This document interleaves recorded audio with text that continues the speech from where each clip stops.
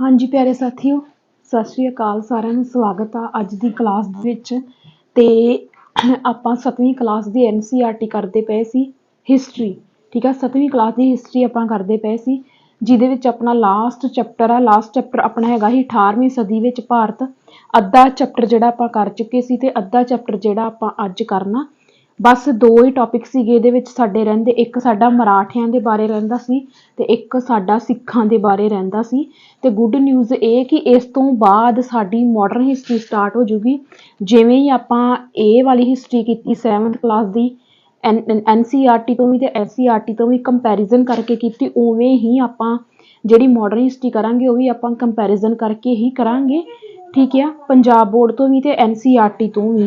ठीक है, तो अज आप इस चैप्टर में फिनिश करना वा, तो अज अपनी 7th क्लास की हिस्टरी जी है वो कंप्लीट हो जूगी। देखो जदों असीं 18वीं सदी में भारत की गल करते हैं तो वो इस तो पहला अवध, हैदराबाद, बंगाल है ना, बंगाल पहला राज सी जिहड़ा मुगलों तो सुतंत्र होया सी। ये सारा कुछ मैं तुहानूं करवा चुकी हाँ। उस तो बाद हैदर अली हो गया, टिपू सुल्तान हो गया, इन्हां दे बारे मैं तुहानूं ऑलरेडी करवा चुकी इस चैप्टर दे विच। इस चैप्टर दे विच मराठियां ते सिक्कां बारे जिहड़ा आपां करना। देखो सब तो पहला आपां करांगे मराठियां दे बारे।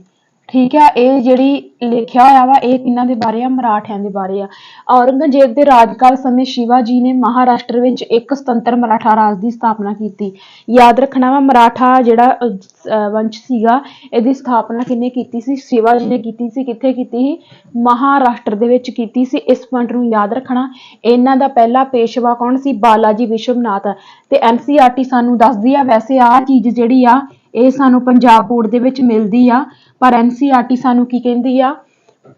ਆਪਣੇ ਆਪਣੇ ਥਾਂ ਤੇ ਹਰ ਇੱਕ ਬੁੱਕ ਸਹੀ ਆ। NCERT ਆਪਣੇ ਥਾਂ ਤੇ ਸਹੀ ਆ, SCERT ਆਪਣੇ ਥਾਂ ਤੇ ਸਹੀ ਆ, ਕਿਉਂਕਿ ਜਿਹੜੀ ਚੀਜ਼ ਸਾਨੂੰ ਪੰਜਾਬ बोर्ड ਤੋਂ ਨਹੀਂ ਮਿਲਦੀ ਉਹ ਸਾਨੂੰ NCERT ਤੋਂ ਮਿਲ ਜਾਂਦੀ।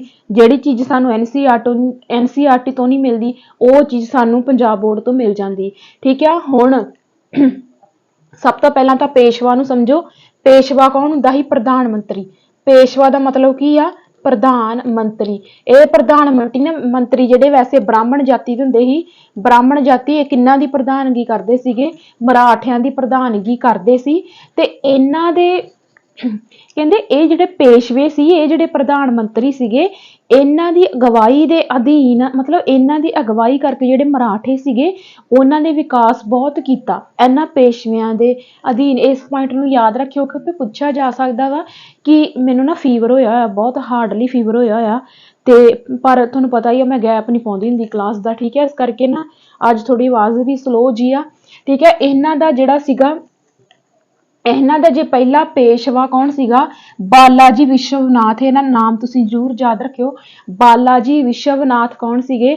मराठियां दा पहला पेशवा जां मराठियां दा पहला प्रधान मंत्री। इस पॉइंट नूं तुसीं याद रखियो। ठीक है, विकास होया पेशवियां दी अगवाई दे अधीन। मतलब पेशवे ये जिहड़े प्रधान मंत्री कह लो, पेशवे कह लो, इन्हां दी अगवाई दे करके मराठियां दा बहुत ज़्यादा विकास होया सीगा।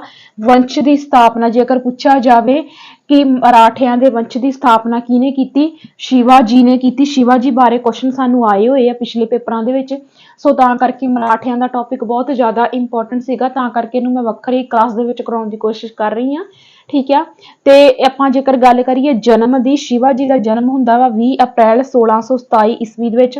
That is very very important. जन्म जिहड़ा वा 20 अप्रैल 1627 ईस्वी दे विच हुंदा वा। कित्थे हुंदा वा? शिवनेर दा किला। किहड़ा? शिवनेर दा किला।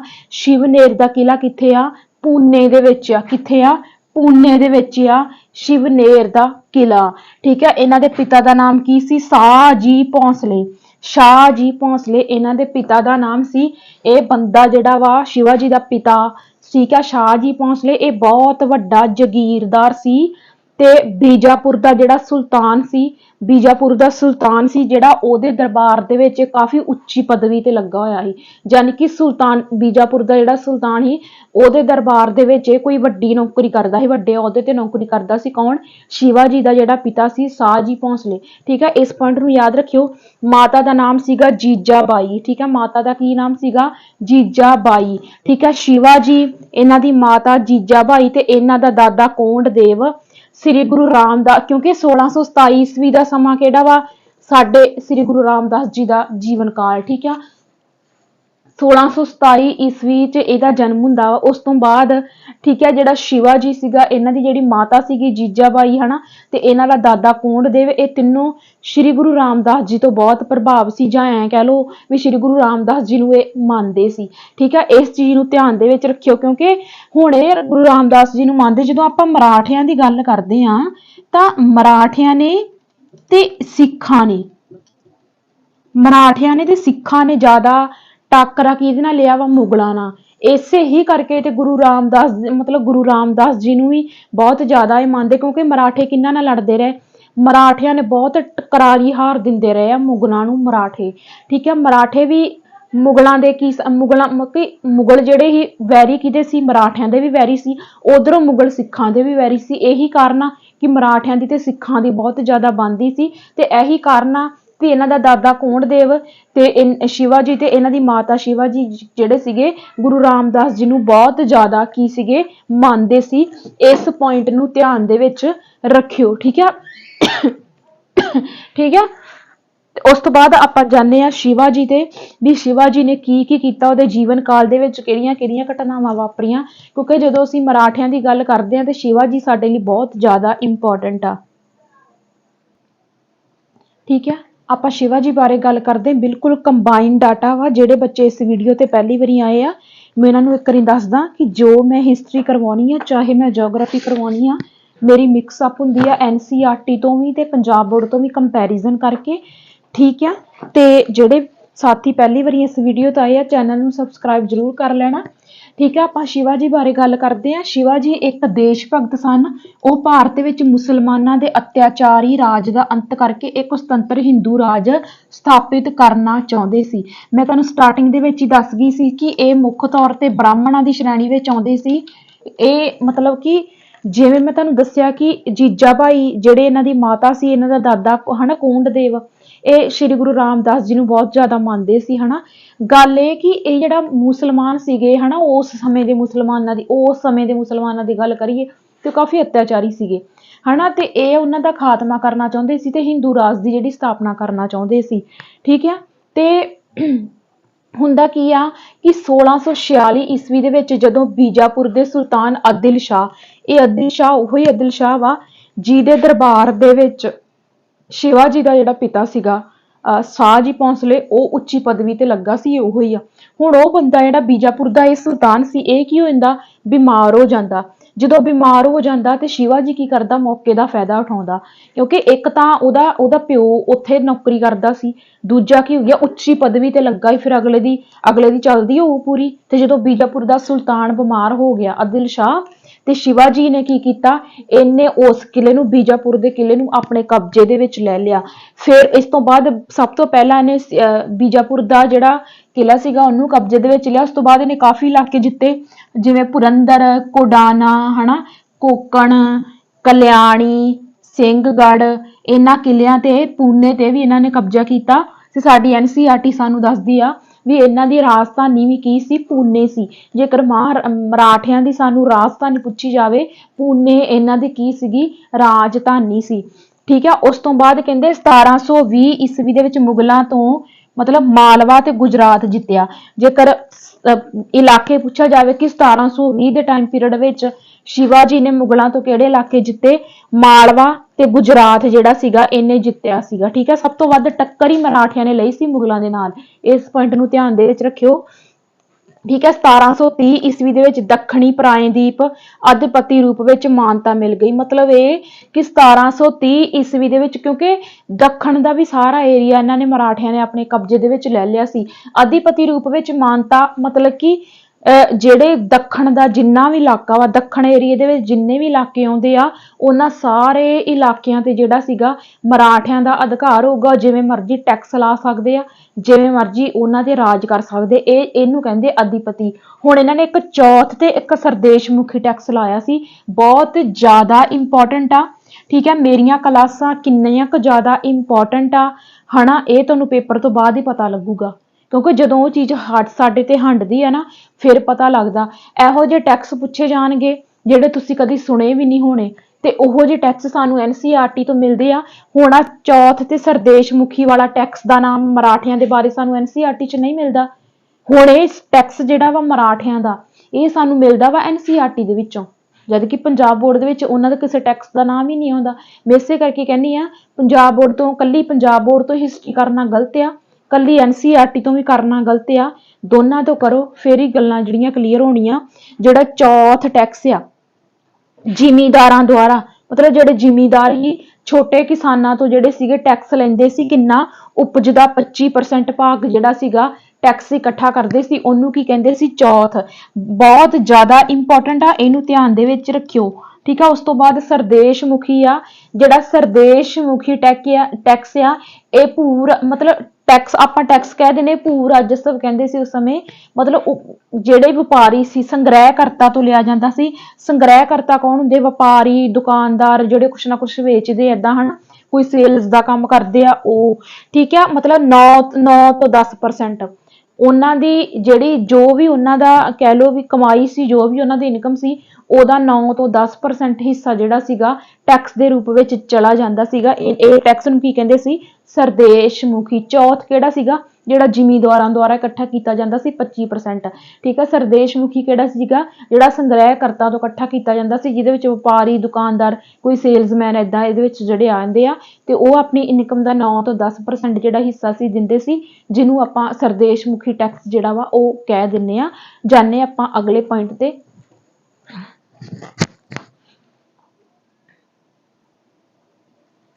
ਠੀਕ ਹੈ, ਵੇਖੋ 1659, ਠੀਕ ਹੈ, 1659 ਦੇ ਵਿੱਚ ਕੀ ਹੋਇਆ ਕਿ ਜਿਹੜਾ ਬੀਜਾਪੁਰ ਦਾ ਸੁਲਤਾਨ ਸੀ ਅਫਜ਼ਲ ਖਾਨ, ਵੇਖੋ ਪਹਿਲਾ ਕਿਹੜਾ ਸੀ? ਆਦਿਲ ਸ਼ਾਹ, ਜਿਹੜਾ ਬਿਮਾਰ ਹੋ ਗਿਆ ਸੀ ਹਨਾ।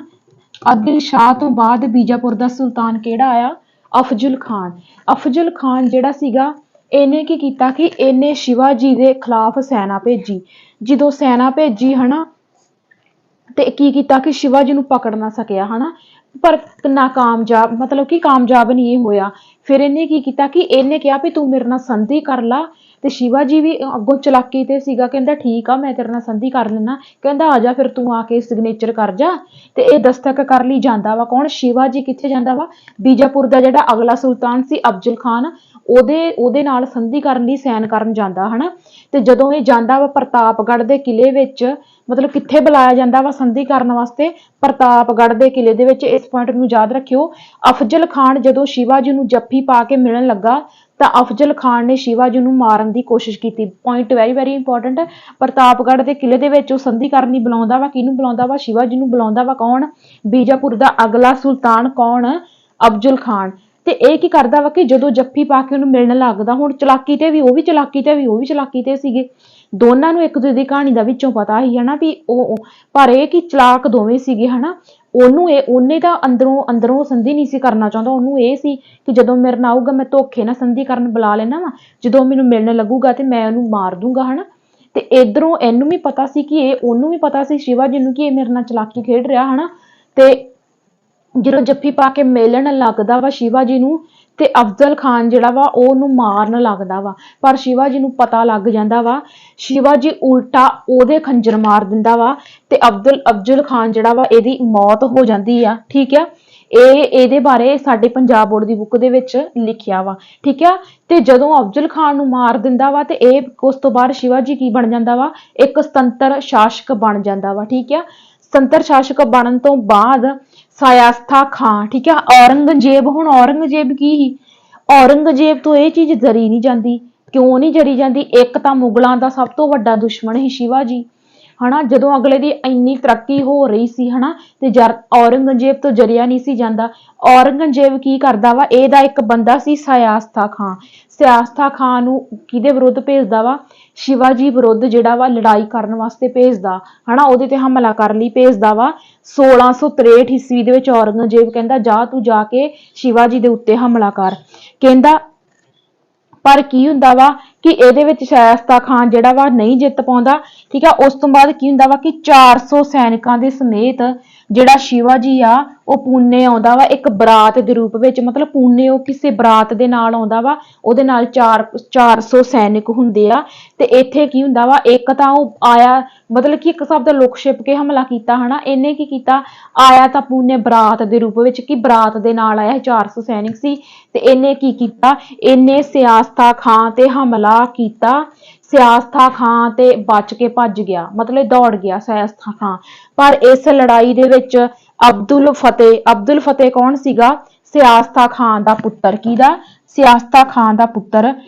ਇਹਦੇ ਪੁੱਤਰ ਦੀ, ਸਿਆਸਤਾ ਖਾਂ ਆਪ ਭੱਜ ਗਿਆ ਜਦੋਂ ਸ਼ਿਵਾਜੀ ਨੇ ਹਮਲਾ ਕੀਤਾ। ਆਪ ਸਿਆਸਤਾ ਖਾਂ ਭੱਜ ਗਿਆ ਤੇ ਇਸ ਹਮਲੇ ਦੇ ਵਿੱਚ ਇਹਦਾ ਪੁੱਤਰ ਅਬਦੁਲ ਫਤਿਹ ਤੇ ਕੁਝ ਸੈਨਿਕ ਇਹਦੇ ਮਾਰੇ ਗਏ। ਉਸ ਤੋਂ ਬਾਅਦ ਯਾਦ ਰੱਖਣਾ ਵਾ ਕਿ 1667 ਈਸਵੀ ਦੇ ਵਿੱਚ ਹਨਾ,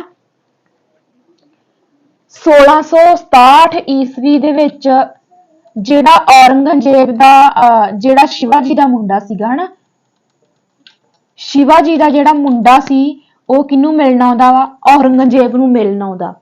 ਉਸ ਤੋਂ ਬਾਅਦ 1667 ਈਸਵੀ ਟਾਈਮ ਪੀਰੀਅਡ ਦੀ ਗੱਲ ਆ। 1667 ਈਸਵੀ ਦੇ ਵਿੱਚ ਸ਼ਿਵਾਜੀ ਦਾ ਅੱਗੋਂ ਮੁੰਡਾ ਕਿਹਨੂੰ ਮਿਲਣ ਜਾਂਦਾ ਵਾ, ਔਰੰਗਜ਼ੇਬ ਨੂੰ ਮਿਲਣ ਜਾਂਦਾ ਵਾ। ਔਰੰਗਜ਼ੇਬ ਤਾਂ ਪਹਿਲਾਂ ਹੀ ਬਦਲਾ ਲਾਣਾ ਚਾਹੁੰਦਾ ਸੀ ਹਨਾ। ਉਹ ਤਾਂ ਉਹਨੇ ਕੀ ਕੀਤਾ ਕਿ ਉਹਨੇ ਸ਼ਿਵਾਜੀ ਦੇ ਮੁੰਡੇ ਨੂੰ ਕੈਦੀ ਬਣਾ ਲਿਆ, ਕੈਦੀ ਬਣਾ ਕੇ ਜੇਲ੍ਹ ਵਿੱਚ ਸੁੱਟ ਦਿੱਤਾ। ਠੀਕ ਆ, ਜਦੋਂ ਜੇਲ੍ਹ ਵਿੱਚ ਸੁੱਟ ਦਿੱਤਾ, ਪਰ ਉਹਦਾ ਪੁੱਤਰ ਬਹੁਤ ਜ਼ਿਆਦਾ ਚਲਾਕ ਨਿਕਲਿਆ। ਠੀਕ ਆ, ਉਹ ਕੀ ਕੀਤਾ ਕਿ ਜੇਲ੍ਹ ਦੇ ਵਿੱਚ ਮਠਿਆਈਆਂ ਦੀਆਂ ਟੋਕਰੀਆਂ ਜਾਂਦੀਆਂ ਵਾ, ਤੇ ਉਹਨਾਂ ਮਠਾਈਆਂ ਦੀਆਂ ਟੋਕਰੀਆਂ ਦੇ ਵਿੱਚ ਬਹਿ ਕੇ ਬਾਹਰ ਨਿਕਲ ਜਾਂਦਾ ਵਾ, ਭੱਜ ਜਾਂਦਾ ਵਾ। ਯਾਨੀ ਕਿ ਜੇਲ੍ਹ ਦੇ ਵਿੱਚ ਜਿਹੜੀਆਂ ਉਹ ਮਤਲਬ ਕੈਦਖਾਨੇ ਦੇ ਵਿੱਚ ਜਿਹੜੀਆਂ ਮਠਾਈ ਦੀਆਂ ਟੋਕਰੀਆਂ ਜਾਂਦੀਆਂ ਸੀ, ਉਹਨਾਂ ਟੋਕਰੀਆਂ ਦੇ ਵਿੱਚ ਜਿਹੜਾ ਸ਼ਿਵਾਜੀ ਦਾ ਮੁੰਡਾ ਸੀ ਉਹ ਉਹਨਾਂ ਟੋਕਰੀਆਂ ਦੇ ਵਿੱਚ ਬੈਠ ਕੇ ਭੱਜ ਜਾਂਦਾ ਵਾ, ਨਿਕਲ ਜਾਂਦਾ ਵਾ। ਠੀਕ ਹੈ, ਇਸ ਤਰੀਕੇ ਦੇ ਨਾਲ ਉਹ ਭੱਜਦਾ ਵਾ। ਤੇ ਯਾਦ ਰੱਖਣਾ ਕਿ ਸ਼ਿਵਾਜੀ ਜਿਹੜਾ ਸੀਗਾ ਇਹਨੂੰ ਛਤਰਪਤੀ ਦੀ ਉਪਾਧੀ ਮਿਲਦੀ ਆ। ਠੀਕ ਆ, ਛਤਰਪਤੀ ਜ਼ਰੂਰ ਯਾਦ ਰੱਖਿਓ, ਸ਼ਿਵਾਜੀ ਦੀ ਉਪਾਧੀ ਬਹੁਤ ਜ਼ਿਆਦਾ ਇੰਪੋਰਟੈਂਟ ਆ।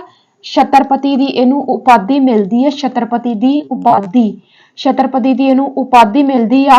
ਤੇ ਇਹਦੀ ਮੌਤ ਹੁੰਦੀ ਆ 1680 ਟਾਈਮ ਪੀਰੀਅਡ ਦੇ ਵਿੱਚ।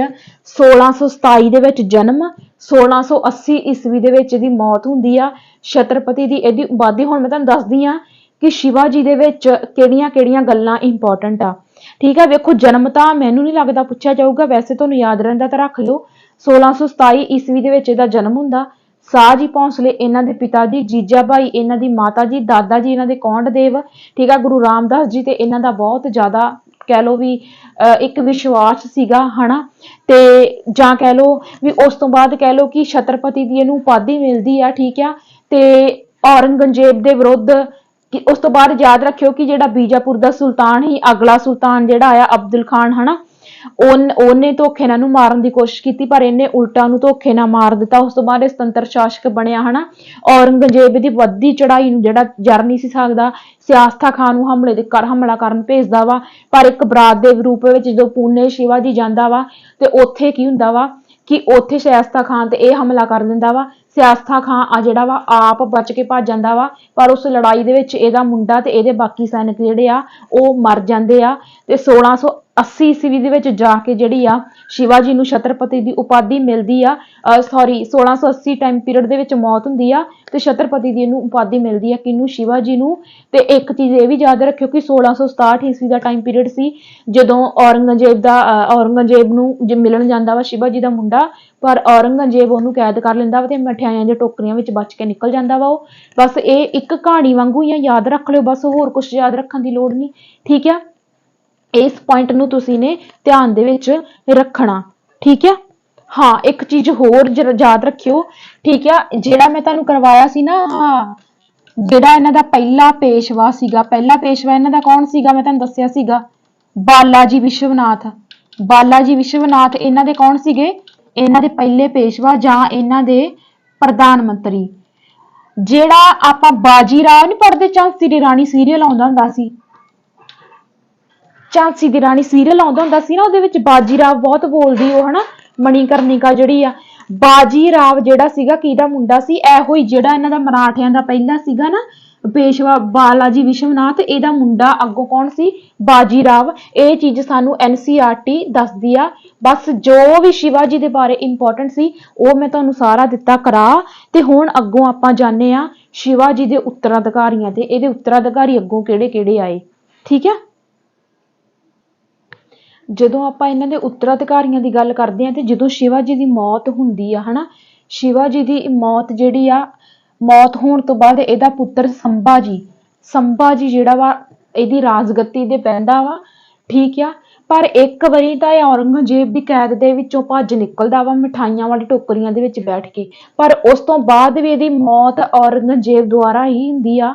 ਮਤਲਬ ਕਿ ਔਰੰਗਜ਼ੇਬ ਸ਼ੰਭਾ ਜੀ ਨੂੰ ਕਤਲ ਕਰ ਦਿੰਦਾ ਵਾ। ਇਹਦੀ ਹੁਣ ਸ਼ਿਵਾ ਜੀ ਤੋਂ ਬਾਅਦ ਕੌਣ ਉੱਤਰਾਧਿਕਾਰੀ ਬਣਿਆ? ਉਹਦਾ ਪੁੱਤਰ, ਉਹਨੂੰ ਵੀ ਔਰੰਗਜ਼ੇਬ ਦੁਆਰਾ ਮਾਰ ਦਿੱਤਾ ਗਿਆ।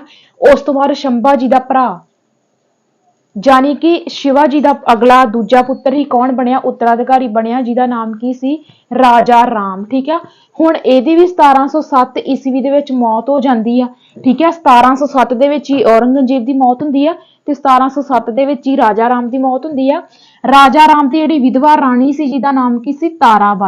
ਤਾਰਾਬਾਈ ਰਾਜਾ ਰਾਮ ਦੀ ਵਿਧਵਾ ਰਾਣੀ ਸੀ ਤੇ ਰਾਜਾ ਰਾਮ ਦਾ ਪੁੱਤਰ ਸੀ 4 ਸਾਲ ਦਾ ਪੁੱਤਰ, ਕਿ ਰਾਣੀ ਦਾ ਜਿਹੜਾ ਪੁੱਤਰ ਸੀ ਨਾਲ 4 ਸਾਲ ਦਾ, ਠੀਕ ਹੈ, ਜਿਹਦਾ ਨਾਮ ਕੀ ਸੀ? ਸ਼ਿਵਾ ਜੀ ਦੂਜਾ। ਹੁਣ ਇਹ ਕੀ ਹੋ ਗਿਆ ਕਿ ਸ਼ਿਵਾ ਜੀ ਦਾ ਕੀ ਲੱਗਿਆ? ਸ਼ਿਵਾ ਜੀ ਦਾ ਇਹ ਲੱਗਿਆ ਪੋਤਰਾ, ਠੀਕ ਹੈ। ਇਸ ਚੀਜ਼ ਨੂੰ ਧਿਆਨ ਦੇ ਵਿੱਚ ਰੱਖਿਓ। ਸ਼ਿਵਾ ਜੀ ਦਾ ਪੋਤਰਾ ਜਿਹੜਾ ਸੀਗਾ ਅੱਗੋਂ, ਉਹਦਾ ਹੀ ਨਾਮ ਸ਼ਿਵਾ ਜੀ ਦੂਜਾ ਸੀਗਾ, ਠੀਕ ਹੈ। ਹੁਣ ਕੀ ਹੋਇਆ ਕਿ ਇਹ ਜਿਹੜੀ ਤਾਰਾਬਾਈ ਸੀਗੀ ਨਾ, ਇਹਨੇ ਬਹੁਤ ਵਧੀਆ ਸ਼ਾਸਨ ਕੀਤਾ। ਜਿੰਨਾ ਸਮਾਂ ਵੀ ਇਹਨੇ ਕੀਤਾ ਆਪਦੇ ਹਸਬੈਂਡ ਦੀ ਮੌਤ ਤੋਂ ਬਾਅਦ, ਜਿੰਨਾ ਸਮਾਂ ਵੀ ਇਹਨੇ ਵਿਚਾਰੀ ਨੇ ਰਾਜ ਕੀਤਾ, ਬਹੁਤ ਵਧੀਆ ਕੀਤਾ, ਬਹੁਤ ਬਹਾਦਰ ਇਸਤਰੀ ਸੀਗੀ।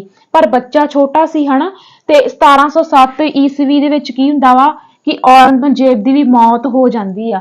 ਹੁਣ ਜਦੋਂ ਔਰੰਗਜ਼ੇਬ ਦੀ ਮੌਤ ਹੋ ਗਈ ਤੇ ਇਹਦੀ ਮੌਤ ਤੋਂ ਬਾਅਦ ਇਹਨਾਂ ਦਾ ਜਿਹੜਾ ਪੇਸ਼ਵਾ ਸੀਗਾ, ਜਾਨੀ ਕਿ ਜਿਹੜੇ ਮਰਾਠੇ ਸੀਗੇ, ਇਹਨਾਂ ਦਾ ਪ੍ਰਧਾਨ ਮੰਤਰੀ ਕੌਣ ਸੀਗਾ? ਬਾਲਾਜੀ ਵਿਸ਼ਵਨਾਥ। ਕੌਣ ਸੀ? ਬਾਲਾਜੀ ਵਿਸ਼ਵਨਾਥ ਜਿਹੜੇ ਸੀਗੇ, ਇਹਨਾਂ ਦੇ ਕੌਣ ਸੀ? ਪ੍ਰਧਾਨ ਮੰਤਰੀ ਜਾਂ ਪੇਸ਼ਵਾ ਕਹਿ ਲੋ ਹਨਾ। ਤੇ ਉਹ ਖੁਦ ਹੀ ਉਹਦੇ ਸਾਰੀਆਂ ਮਰਾਠਿਆਂ ਦੀਆਂ ਸ਼ਕਤੀਆਂ ਉਹਦੇ ਵਿੱਚ ਮਤਲਬ ਕਿ ਉਹਦੇ ਅਧੀਨ ਆ ਗਈਆਂ। ਉਸ ਤੋਂ ਬਾਅਦ ਜਿਹੜਾ ਪੇਸ਼ਵਾ ਬਾਜੀਰਾਓ ਸੀ, ਉਹ ਖੁਦ ਹੀ ਜਿਹੜਾ ਵਾ ਰਾਜ ਕਰਦਾ ਵਾ, ਠੀਕ ਆ। ਹੁਣ ਕੀ ਹੁੰਦਾ ਵਾ ਕਿ 1739 ਈਸਵੀ ਦੇ ਵਿੱਚ ਬਾਲਾਜੀ ਵਿਸ਼ਵਨਾਥ ਦੀ ਵੀ ਮੌਤ ਹੋ ਗਈ। ਜਦੋਂ ਮੌਤ ਹੋ ਗਈ ਤੇ ਇਹਦੀ ਮੌਤ ਤੋਂ ਬਾਅਦ ਬਾਜੀਰਾਓ ਇਹਦਾ ਪੁੱਤਰ ਰਾਜਗੱਦੀ ਤੇ ਬੈਠਾ। ਮੈਂ ਤੁਹਾਨੂੰ ਪਹਿਲਾਂ ਹੀ ਦੱਸ ਕੇ ਗਈ ਕਿ ਬਾਲਾਜੀ ਵਿਸ਼ਵਨਾਥ ਦਾ ਅੱਗੋਂ ਪੁੱਤਰ ਬਾਜੀਰਾਓ, ਠੀਕ ਹੈ। ਬਾਜੀਰਾਓ ਜਿਹੜਾ ਵਾ 1739 ਈਸਵੀ ਦੇ ਵਿੱਚ ਗੱਦੀ ਤੇ ਬੈਠਦਾ। ਇਹ ਜਿਹੜਾ ਵਾ ਪੁਰਤਗਾਲੀਆਂ ਦੀਆਂ ਜਿਹੜੀਆਂ ਬਸਤੀਆਂ ਸੀਗੀਆਂ, ਸਾਲਸੈਂਟ, ਬੇਸਿਨ ਤੇ ਥਾਨੇ, ਠੀਕ ਹੈ, ਇਹ ਜਿਹੜੀਆਂ ਬਸਤੀਆਂ ਸੀਗੀਆਂ ਇਹਨਾਂ ਦੀਆਂ ਪੁਰਤਗਾਲੀਆਂ ਦੀਆਂ, ਉਹਨਾਂ ਤੇ ਕਬਜ਼ਾ ਕਰਦਾ ਵਾ ਬਾਜੀਰਾਓ, ਠੀਕ ਆ। ਤੇ ਉਸ ਤੋਂ ਬਾਅਦ 1740 ਈਸਵੀ ਦੇ ਵਿੱਚ ਇਹਦੀ ਮੌਤ ਹੋ ਜਾਂਦੀ। ਕਿਹਦੀ ਆ? ਬਾਜੀਰਾਓ ਕੌਣ? ਕਿਹਦਾ? ਬਾਲਾਜੀ ਵਿਸ਼ਵਨਾਥ ਜਿਹੜਾ ਪੇਸ਼ਵਾ ਸੀ, ਉਹਦਾ ਮੁੰਡਾ। ਉਹਦੀ ਮੌਤ ਤੋਂ ਬਾਅਦ ਇਹ ਰਾਜ ਕਰਦਾ ਵਾ। ਪੁਰਤਗਾਲੀਆਂ ਦੀਆਂ ਬਸਤੀਆਂ ਸਾਲਸੈਂਟ, ਬੇਸਿਨ ਤੇ ਥਾਣੇ ਦੇ ਵਿੱਚ ਇਹ ਕਬਜ਼ਾ ਕਰਦਾ ਵਾ। ਪਰ ਇਹਦੀ ਮੌਤ ਹੋ ਜਾਂਦੀ 1740 ਈਸਵੀ ਦੇ ਵਿੱਚ। ਉਸ ਤੋਂ ਬਾਅਦ ਇਹਦਾ ਪੁੱਤਰ ਆਉਂਦਾ ਵਾ ਬਾਜੀਰਾਓ ਤੀਜਾ ਜਿਹੜਾ ਵਾ ਇਹ ਬਹਿੰਦਾ ਵਾ 1740 ਈਸਵੀ ਦੇ ਟਾਈਮ ਪੀਰੀਅਡ ਦੇ ਵਿੱਚ। ਟਾਈਮ ਪੀਰੀਅਡ ਯਾਦ ਰੱਖਣਾ ਈਜ਼ੀ ਆ। ਜਿਹਦਾ ਜਦੋਂ ਮੌਤ ਹੋਈ ਉਦੋਂ ਹੀ ਅਗਲਾ ਉੱਤਰਾਧਿਕਾਰੀ ਬਣੂਗਾ, ਠੀਕ ਆ। 1700 ਹੁਣ ਜਿਹੜਾ ਆ ਬਾਜੀਰਾਓ ਤੀਜਾ ਸੀ ਨਾ, 1761 ਦੇ ਵਿੱਚ ਜਿਹੜੀ ਪਾਣੀਪਤ ਦੀ ਤੀਜੀ ਲੜਾਈ ਹੁੰਦੀ ਆ, ਉਹ ਲੜਾਈ ਕਿਹਦੀ ਹੁੰਦੀ ਆ? ਮਰਾਠਿਆਂ ਦੀ ਹੁੰਦੀ ਆ ਅਹਿਮਦ ਸ਼ਾਹ ਅਬਦਾਲੀ ਦੇ ਨਾਲ। ਅਹਿਮਦ ਸ਼ਾਹ ਅਬਦਾਲੀ ਕੌਣ ਸੀ? ਨਾਦਰ ਸ਼ਾਹ ਦਾ ਮੁੰਡਾ, ਠੀਕ ਆ। 1761 ਦੇ ਵਿੱਚ ਅਹਿਮਦ ਸ਼ਾਹ ਅਬਦਾਲੀ ਜਿਹੜਾ ਵਾ ਇਹ ਹਮਲਾ ਕਰਦਾ ਵਾ ਮਰਾਠਿਆਂ ਤੇ, ਜਿਹਨੂੰ ਆਪਾਂ ਪਾਣੀਪਤ ਦੀ ਤੀਜੀ ਲੜਾਈ ਕਹਿੰਦੇ ਆ। ਤੇ ਇਹਦੇ ਵਿੱਚ ਜਿਹੜਾ ਬਾਜੀਰਾਓ ਤੀਜਾ ਵਾ, ਜਿਹੜਾ ਬਾਲਾਜੀ ਵਿਸ਼ਵਨਾਥ ਦਾ ਮੁੰਡਾ ਵਾ ਬਾਜੀਰਾਓ, ਇਹਦੀ ਮੌਤ ਹੁੰਦੀ ਆ ਜਦੋਂ 1761 ਦੇ ਵਿੱਚ ਅਹਿਮਦ ਸ਼ਾਹ ਅਬਦਾਲੀ ਲੜਾਈ ਕਰਦਾ ਵਾ, ਪਾਣੀਪਤ ਦੀ ਤੀਜੀ ਲੜਾਈ ਜਿਹਨੂੰ ਅਸੀਂ ਕਹਿ ਦਿੰਦੇ ਆ, ਉਹਦੇ ਵਿੱਚ ਬਾਜੀਰਾਓ ਦੀ ਮੌਤ ਹੋ ਜਾਂਦੀ ਆ। ਪਰ ਬਾਜੀਰਾਓ ਦੀ ਮੌਤ ਤੋਂ ਬਾਅਦ ਇਹਦਾ ਪੁੱਤਰ ਮਾਧਵਰਾਓ ਹਨਾ, ਮਾਧਵਰਾਓ ਨਰਾਇਣ ਰਾਓ ਇਹ ਰਾਜਗੱਦੀ ਤੇ ਬਹਿੰਦੇ ਆ ਦੋਵੇਂ ਜਾਣੇ, ਮਾਧਵਰਾਓ ਤੇ ਆਪਣਾ, ਠੀਕ ਹੈ। ਮਾਧਵਰਾਓ ਤੇ ਨਰਾਇਣ ਰਾਓ, ਠੀਕ ਆ, ਰਾਜਗੱਦੀ ਤੇ ਬਹਿੰਦੇ ਆ। ਪਰ 1818 ਦਾ ਟਾਈਮ ਪੀਰੀਅਡ ਹੋ ਜਾਂਦਾ ਵਾ। ਕਿਹੜਾ? 1818 ਦਾ ਟਾਈਮ ਪੀਰੀਅਡ ਜਿਹੜਾ ਸਾਡਾ ਪਹਿਲਾ ਗਵਰਨਰ ਜਨਰਲ ਵਾਰਨ ਹੈਸਟਿੰਗ, ਜਿਹੜਾ ਇਹਨਾਂ ਨੂੰ ਹਰਾਉਂਦਾ ਵਾ ਤੇ ਮਰਾਠੇ ਸਾਮਰਾਜ ਦਾ ਅੰਤ ਕਰਦਾ ਵਾ। ਜੇਕਰ ਪੁੱਛਿਆ ਜਾਵੇ ਕਿ ਮਰਾਠੇ ਸਾਮਰਾਜ ਦਾ ਅੰਤ ਕਿਹਨਾਂ ਨੇ ਕੀਤਾ, ਤੇ ਇਹਨਾਂ ਦਾ ਅੰਤ ਕੀਤਾ ਸੀਗਾ ਜਿਹੜਾ ਪਹਿਲਾ ਗਵਰਨਰ ਜਨਰਲ ਸੀਗਾ ਵਾਰਨ ਹੈਸਟਿੰਗਸ। ਉਹ ਜਿਹੜਾ ਵਾ ਇਹਨਾਂ ਤੇ ਹਮਲਾ ਕਰਕੇ ਮਰਾਠਾ ਸਾਮਰਾਜ ਦਾ ਕੀ ਕਰਦਾ ਵਾ, ਅੰਤ ਕਰ ਦਿੰਦਾ ਵਾ। ਇਸ ਪੁਆਇੰਟ ਨੂੰ ਧਿਆਨ ਦੇ ਵਿੱਚ ਰੱਖਿਓ, ਠੀਕ ਆ। ਉਸ ਤੋਂ ਬਾਅਦ ਆਪਾਂ ਜਾਣੇ ਆ ਸਿੱਖਾਂ ਤੇ, ਕਿਉਂਕਿ ਰਾਜਪੂਤ ਆਪਾਂ ਆਲਰੇਡੀ ਪੜ੍ਹ ਲਏ ਸੀਗੇ। ਉਸ ਤੋਂ ਬਾਅਦ ਨਾ ਆਪਾਂ ਕੀ ਕਰਨਾ ਵਾ, ਆਪਾਂ ਸਿੱਖਾਂ ਦੇ ਅਧਿਐਨ ਪੜ੍ਹਨੇ ਆ। ਸਿੱਖਾਂ ਦੇ ਅਧਿਐਨ ਕਿਹਨਾਂ ਦੇ ਵਿਰੁੱਧ, ਮੁਗਲਾਂ ਦੇ ਵਿਰੁੱਧ। ਕਿਹਨਾਂ ਦੇ ਵਿਰੁੱਧ, ਮੁਗਲਾਂ ਦੇ ਵਿਰੁੱਧ, ਠੀਕ ਹੈ। ਕਿਉਂਕਿ ਇਹ ਆਲਰੇਡੀ ਬਹੁਤ ਈਜ਼ੀ ਆ, ਮੈਂ ਰੀਡ ਕਰੂੰਗੀ, ਜਿਹੜਾ ਪੁਆਇੰਟ ਇੰਪੋਰਟੈਂਟ ਹੋਇਆ ਉਹਨੂੰ ਆਪਾਂ ਬੋਰਡ ਤੇ ਲਿਖ ਲਾਂਗੇ। ਕਹਿੰਦੇ 18ਵੀਂ ਸਦੀ ਦੌਰਾਨ ਸਿੱਖਾਂ ਤੇ ਮੁਗਲਾਂ ਵਿਚਾਲੇ ਇੱਕ ਲੰਬਾ ਸੰਘਰਸ਼ ਹੋਇਆ। ਇਸ ਸਮੇਂ ਦੌਰਾਨ ਮੁਗਲਾਂ ਨੇ ਸਿੱਖਾਂ ਉੱਤੇ ਬਹੁਤ ਅਤਿਆਚਾਰ ਕੀਤੇ। 18ਵੀਂ ਸਦੀ ਦਾ ਹੀ ਉਹ ਟਾਈਮ ਪੀਰੀਅਡ ਆ ਜਦੋਂ ਸਾਡੇ ਤੇ ਬਹੁਤ ਜ਼ਿਆਦਾ ਇਹਨਾਂ ਮੁਗਲਾਂ ਨੇ ਕੀ ਕੀਤੇ, ਅਤਿਆਚਾਰ ਕੀਤੇ, ਠੀਕ ਆ। ਦੇਖੋ, ਮੁਗਲਾਂ ਦੇ ਅਤਿਆਚਾਰ ਦਾ ਖਾਤਮਾ ਕਰਨ ਲਈ ਸ੍ਰੀ ਗੁਰੂ ਗੋਬਿੰਦ ਸਿੰਘ ਜੀ ਨੇ 1699 ਈਸਵੀ ਦੇ ਵਿੱਚ ਖਾਲਸਾ ਪੰਥ ਦੀ ਸਿਰਜਣਾ ਕੀਤੀ। ਇਹ ਤੁਹਾਨੂੰ ਆਲਰੇਡੀ ਪਤਾ ਹੀ ਆ, ਹਰ ਇੱਕ ਬੱਚੇ ਨੂੰ ਪਤਾ ਵਾ। 1699 ਈਸਵੀ ਵਿੱਚ ਖਾਲਸਾ ਪੰਥ ਦੀ ਸਿਰਜਣਾ ਹੁੰਦੀ ਆ। ਖਾਲਸਾ ਪੰਥ ਦੀ ਕੀ ਹੁੰਦੀ ਆ, ਸਿਰਜਣਾ ਹੁੰਦੀ ਆ, ਠੀਕ ਹੈ। ਇਸ ਪੁਆਇੰਟ ਨੂੰ ਧਿਆਨ ਦੇ ਵਿੱਚ ਰੱਖਿਓ। ਉਸ ਤੋਂ ਬਾਅਦ ਇਸ ਨਾਲ ਇੱਕ ਬਹਾਦਰ ਕੌਮ ਦਾ ਜਨਮ ਹੋਇਆ ਜਿਸ ਨੇ ਮੁਗਲ ਸਾਮਰਾਜ ਦਾ ਅੰਤ ਕਰ ਦਿੱਤਾ, ਠੀਕ ਆ। 18ਵੀਂ ਸਦੀ ਵਿੱਚ ਸ੍ਰੀ ਗੁਰੂ ਗੋਬਿੰਦ ਸਿੰਘ ਜੀ ਅਤੇ ਮੁਗਲਾਂ ਵਿਚਾਲੇ ਆਨੰਦਪੁਰ ਸਾਹਿਬ ਦੀ ਪਹਿਲੀ ਅਤੇ ਦੂਜੀ, ਚਮਕੌਰ ਸਾਹਿਬ ਅਤੇ ਖਿਦਰਾਣਾ ਦੀਆਂ ਲੜਾਈਆਂ ਹੋਈਆਂ। ਚਮਕੌਰ ਸਾਹਿਬ ਦੀ ਲੜਾਈ ਅਸੀਂ ਕਿੱਦਾਂ ਭੁੱਲ ਸਕਦੇ ਸੀ, ਕਦੀ ਵੀ ਨਹੀਂ ਭੁੱਲ ਸਕਦੇ। ਗੁਰੂ ਜੀ ਦੇ ਵੱਡੇ ਸਾਹਿਬਜ਼ਾਦੇ ਜਿਹੜੇ ਸੀਗੇ ਸ਼ਹੀਦ ਹੋਏ ਚਮਕੌਰ ਦੀ ਲੜਾਈ ਦੇ ਵਿੱਚ, ਠੀਕ ਆ। ਤੇ ਖਿਦਰਾਣਾ ਦੀਆਂ ਲੜਾਈਆਂ ਹੋਈਆਂ। ਗੁਰੂ ਜੀ ਨੇ ਮੁਗਲਾਂ ਵਿਰੁੱਧ ਚਮਕੌਰ ਸਾਹਿਬ ਦੀ ਮਹਾਨ ਲੜਾਈ ਲੜੀ। ਇਸ ਲੜਾਈ ਵਿੱਚ ਗੁਰੂ ਗੋਬਿੰਦ ਸਿੰਘ ਜੀ ਦੇ ਵੱਡੇ ਸਾਹਿਬਜ਼ਾਦੇ ਅਜੀਤ ਸਿੰਘ, ਜੁਝਾਰ ਸਿੰਘ ਸ਼ਹੀਦ ਹੋ ਗਏ। 1706 ਈਸਵੀ ਵਿੱਚ ਗੁਰੂ ਗੋਬਿੰਦ ਸਿੰਘ ਜੀ ਨੇ ਖਿਦਰਾਣਾ ਜਾਂ ਮੁਕਤਸਰ ਦੀ ਲੜਾਈ ਵਿੱਚ ਮੁਗਲਾਂ ਨੂੰ ਬਹੁਤ ਬੁਰੀ ਤਰ੍ਹਾਂ ਹਰਾਇਆ। ਮੁਕਤਸਰ 40 ਮੁਕਤਿਆਂ, ਆਪਾਂ ਮੁਕਤਸਰ ਦੇ ਵਿੱਚ ਮੇਲਾ ਨਹੀਂ ਮਨਾਉਂਦੇ ਮਾਘੀ ਵਾਲੇ ਦਿਨ, ਠੀਕ ਹੈ, ਉਹ ਇਸੇ ਲੜਾਈ ਦੇ ਨਾਲ ਸੰਬੰਧਿਤ ਆ, ਠੀਕ ਆ, ਕਿਉਂਕਿ ਮੁਗਲਾਂ ਦੀ ਬਹੁਤ ਬੁਰੀ ਹਾਰ ਹੋਈ ਸੀ, ਠੀਕ ਹੈ। ਇਸ ਤੋਂ ਬਾਅਦ ਬਾਬਾ ਬੰਦਾ ਸਿੰਘ ਬਹਾਦਰ ਆਉਂਦੇ। ਬਾਬਾ ਬੰਦਾ ਸਿੰਘ ਬਹਾਦਰ ਦਾ ਜਨਮ 27 ਅਕਤੂਬਰ 1670, ਇੰਪੋਰਟੈਂਟ ਆ, ਪੁੱਛਿਆ ਜਾ ਸਕਦਾ ਵਾ। ਬੰਦਾ ਬਹਾਦਰ, ਠੀਕ ਹੈ, ਬਾਬਾ ਬੰਦਾ ਬਹਾਦਰ ਕਵਾਂਗੇ, ਠੀਕ ਹੈ। ਬਾਬਾ ਇਹ ਨਾਮ ਗੁਰੂ ਗੋਬਿੰਦ ਸਿੰਘ ਜੀ ਨੇ ਦਿੱਤਾ ਸੀ, ਇਸ ਚੀਜ਼ ਨੂੰ ਵੀ ਧਿਆਨ ਦੇ ਵਿੱਚ ਰੱਖਿਓ। ਬਾਬਾ ਬੰਦਾ ਬਹਾਦਰ, ਠੀਕ ਹੈ, ਬਾਬਾ ਬੰਦਾ ਬਹਾਦਰ, ਠੀਕ ਹੈ। ਇਹਨਾਂ ਦਾ ਜਨਮ ਹੁੰਦਾ ਵਾ 27 ਅਕਤੂਬਰ 1670 ਈਸਵੀ ਦੇ ਟਾਈਮ ਪੀਰੀਅਡ ਦੇ ਵਿੱਚ, ਠੀਕ ਹੈ। ਕਿੱਥੇ ਹੁੰਦਾ ਵਾ, ਪੁੰਛ ਜ਼ਿਲ੍ਹਾ, ਠੀਕ ਹੈ, ਪੁੰਛ ਜ਼ਿਲ੍ਹਾ ਰਾਜੌਰੀ, ਠੀਕ ਹੈ, ਪੁੰਛ ਜ਼ਿਲ੍ਹਾ ਰਾਜੌਰੀ ਵਿੱਚ ਹੁੰਦਾ ਵਾ। ਇਹਨਾਂ ਦਾ ਪਹਿਲਾ ਨਾਮ ਲਛਮਣ ਦਾਸ ਸੀਗਾ ਇਹਨਾਂ ਦਾ ਨਾਮ, ਠੀਕ ਆ। ਤੇ ਕਹਿੰਦੇ ਕਿ 1708 ਈਸਵੀ ਵਿੱਚ ਨੰਦੇੜ ਵਿਖੇ ਉਸਦੀ ਸ੍ਰੀ ਗੁਰੂ ਗੋਬਿੰਦ ਸਿੰਘ ਜੀ ਨਾਲ ਮੁਲਾਕਾਤ ਹੋਈ। ਨੰਦੇੜ ਵਿੱਚ ਮਹਾਰਾਸ਼ਟਰ, ਜਿੱਥੇ ਸਾਡਾ ਹਜੂਰ ਸਾਹਿਬ ਦਾ ਗੁਰਦੁਆਰਾ ਹੈ ਹਨਾ, ਉੱਥੇ ਮੁਲਾਕਾਤ ਹੁੰਦੀ ਆ ਬਾਬਾ ਬੰਦਾ ਸਿੰਘ ਬਹਾਦਰ ਦੀ ਗੁਰੂ ਗੋਬਿੰਦ ਸਿੰਘ ਜੀ ਦੇ ਨਾਲ। ਉਦੋਂ ਉਹਦਾ ਨਾਮ ਲਛਮਣ ਦਾਸ ਸੀ ਕਿ ਬਾਅਦ ਵਿੱਚ ਗੁਰੂ ਗੋਬਿੰਦ ਸਿੰਘ ਜੀ ਉਹਨਾਂ ਨੂੰ ਬਾਬਾ ਬੰਦਾ ਸਿੰਘ ਬਹਾਦਰ ਦਾ ਨਾਮ ਦਿੰਦੇ ਆ, ਠੀਕ ਆ। ਤੇ ਕਹਿੰਦੇ ਕਿ ਬਾਬਾ ਬੰਦਾ ਸਿੰਘ ਬਹਾਦਰ ਨੂੰ ਪੰਜਾਬ ਵਿੱਚ ਜਾ ਕੇ ਸਿੱਖਾਂ ਦੀ ਮਦਦ ਨਾਲ ਮੁਗਲਾਂ ਦੇ ਅਤਿਆਚਾਰਾਂ ਦਾ ਬਦਲਾ ਲੈਣ ਲਈ ਹੁਕਮ ਦਿੱਤਾ। ਕਿਹਨੇ? ਸ੍ਰੀ ਗੁਰੂ ਗੋਬਿੰਦ ਸਿੰਘ ਜੀ ਨੇ। ਪੰਜਾਬ ਵਿੱਚ ਪਹੁੰਚਣ ਤੇ ਕਾਫੀ ਗਿਣਤੀ ਵਿੱਚ ਸਿੱਖ ਬੰਦਾ ਸਿੰਘ ਬਹਾਦਰ ਨਾਲ ਰਲ ਗਏ। ਬੰਦਾ ਸਿੰਘ ਬਹਾਦਰ ਨੇ 1709 ਈਸਵੀ ਵਿੱਚ ਕੈਥਲ ਤੋਂ ਆਪਣੀਆਂ ਜਿੱਤਾਂ ਦੀ ਸ਼ੁਰੂਆਤ ਕੀਤੀ।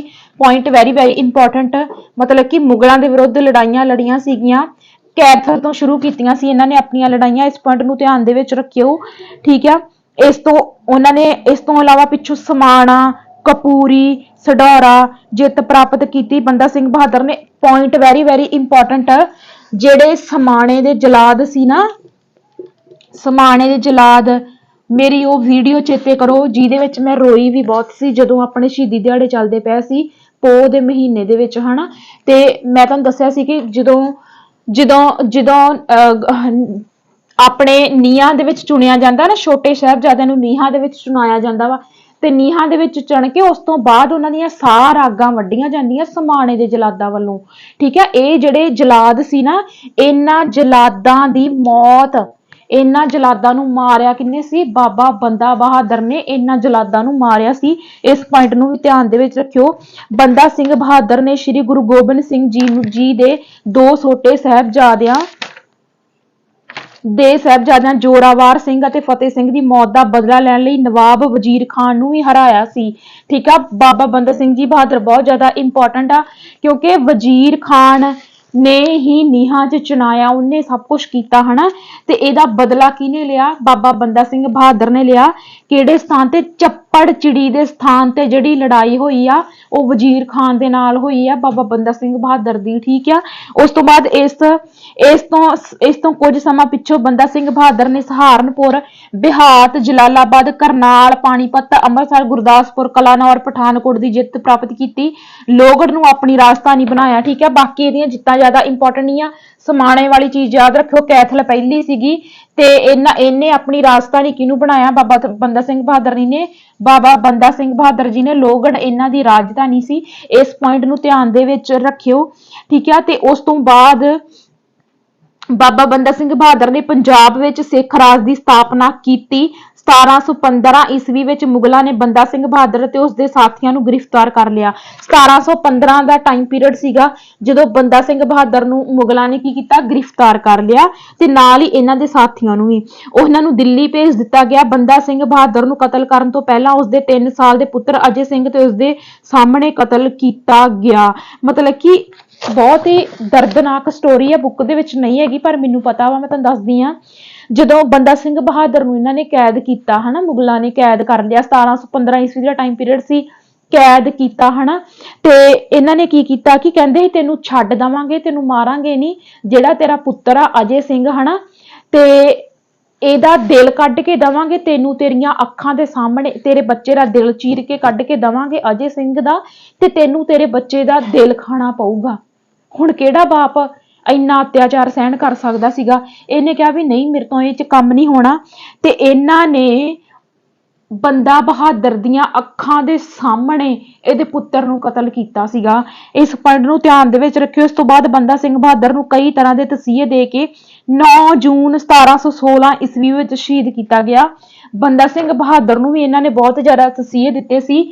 ਕਿੰਨਾ ਟਾਈਮ ਪੀਰੀਅਡ ਸੀਗਾ? 9 ਜੂਨ 1718 9 ਜੂਨ 1718 ਦੇ ਵਿੱਚ ਇਹਨਾਂ ਨੇ ਬਹੁਤ ਜ਼ਿਆਦਾ ਤਸੀਹੇ ਦੇ ਕੇ ਦਿੱਲੀ ਦੇ ਵਿੱਚ ਬਾਬਾ ਬੰਦਾ ਸਿੰਘ ਬਹਾਦਰ ਨੂੰ ਸ਼ਹੀਦ ਕਰ ਦਿੱਤਾ। ਬਸ ਗੱਲ ਇਹ ਆ ਵੀ ਦਿੱਲੀ ਸ਼ੁਰੂ ਤੋਂ ਹੀ ਠੀਕ ਆ ਸਾਡੇ ਜੋੜਾਂ 'ਚ ਬੈਠੀ ਰਹੂਗੀ। ਠੀਕ ਆ, ਇਸ ਪੁਆਇੰਟ ਨੂੰ ਧਿਆਨ ਦੇ ਵਿੱਚ ਰੱਖਿਓ। ਉਸ ਤੋਂ ਬਾਅਦ ਅਬਦੁਸ ਸਮਦ ਖਾਨ ਆਉਂਦਾ ਵਾ। ਫਰੂਖਸ਼ੀਅਰ ਨੇ 1716 ਈਸਵੀ ਅਬਦੁਸ ਸਮਦ ਖਾਨ ਨੂੰ ਪੰਜਾਬ ਦਾ ਸੂਬੇਦਾਰ ਨਿਯੁਕਤ ਕੀਤਾ। ਉਸਨੇ ਆਪਣੇ ਸ਼ਾਸਨ ਕਾਲ ਵਿੱਚ ਅਣਗਿਣਤ ਸਿੱਖਾਂ ਦਾ ਕਤਲ ਕੀਤਾ। ਇਸ ਕਰਕੇ ਮੁਗਲ ਬਾਦਸ਼ਾਹ ਫਰੂਖਸ਼ੀਅਰ ਨੇ ਉਸ ਨੂੰ ਰਾਜ ਦੀ ਤਲਵਾਰ ਦਾ ਖਿਤਾਬ ਦਿੱਤਾ। ਹੁਣ ਆਪਾਂ ਨੂੰ ਤੇ ਇਹ ਪੜ੍ਹਨੇ ਪੈਣੇ ਆ ਕਿਉਂਕਿ ਆਪਣੇ ਲਈ ਕੀ ਨੇ? ਆਪਣੇ ਲਈ ਇਹ ਬਹੁਤ ਜ਼ਿਆਦਾ ਇੰਪੋਰਟੈਂਟ ਨੇ। ਹੁਣ ਜਦੋਂ ਬਾਬਾ ਬੰਦਾ ਸਿੰਘ ਬਹਾਦਰ ਨੂੰ ਸ਼ਹੀਦ ਕਰ ਦਿੱਤਾ ਹਨਾ ਇਹਨਾਂ ਨੇ ਇੰਨੇ ਤਸੀਹੇ ਦੇ ਕੇ, ਤੇ ਉਸ ਤੋਂ ਬਾਅਦ ਫਰੂਖਸ਼ੀਅਰ ਆਉਂਦਾ ਵਾ। ਕੀ ਨਾਮ ਆ?